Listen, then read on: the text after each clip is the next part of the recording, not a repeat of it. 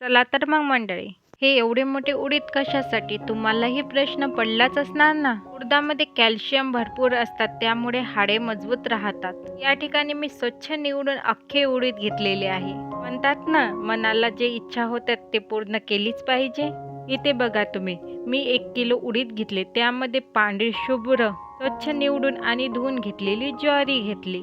1 kilo उडदामध्ये 2 kilo इतकी ज्वारी छान सर्व एकजीव मिक्स करायची. आमच्याकडे नवरात्रीच्या वेळेस किंवा देवीच्या नैवेद्याला ही रेसिपी आवर्जून केली जाते. मला अचानक खायची इच्छा झाली म्हणून मी हे पीठ छान गिरणीवरून दळून आणले. हे मिश्रण गिरणीवरून थोडे जाडसरच दळायचे. त्यामुळे आपली रेसिपी एकदम खुसखुशीत होते. ही रेसिपी कोणालाही आवडेल. एक वेळा खाल्ली तर खरंच या रेसिपीच्या प्रेमात पडाल. उडीद हे प्रोटीनचा उत्तम स्रोत आहे, त्यामुळे शरीराला भरपूर ताकद मिळते. एका ताटामध्ये 1 कटोरी इतके चाळलेले पीठ घेतले.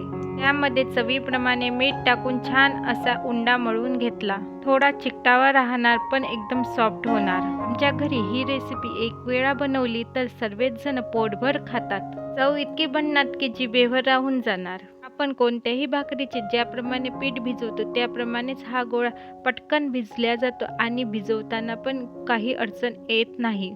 ज्वारी आणि उडदाचं हे मिश्रण पचायला हलकं आणि फायबरयुक्त असते. शेतात काम करणारे लोक ही भाकरी आवर्जून खातात आणि शेतामधल्या थंडगार वातावरणात आणि झाडाखाली बसून खायची मजा वेगळीच. आता या ठिकाणी एक उंडा मळून घेतला आणि सरळ पोळपाटावर लाटायला सुरुवात केली.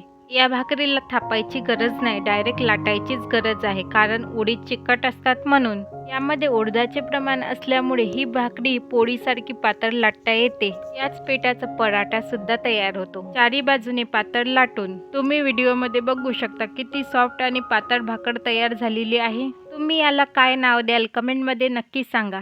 तवा गरम झाला, त्यावर ही पातळ भाकर टाकली. एका साईडला झाल्यानंतर पलटवून दुसऱ्या साईडला होऊ द्यायची. असं करत करत दोन्ही साईडला खरपूस अशी भाजून घ्यायची. भाकरीला सुरुवातीला छान फुलू द्या.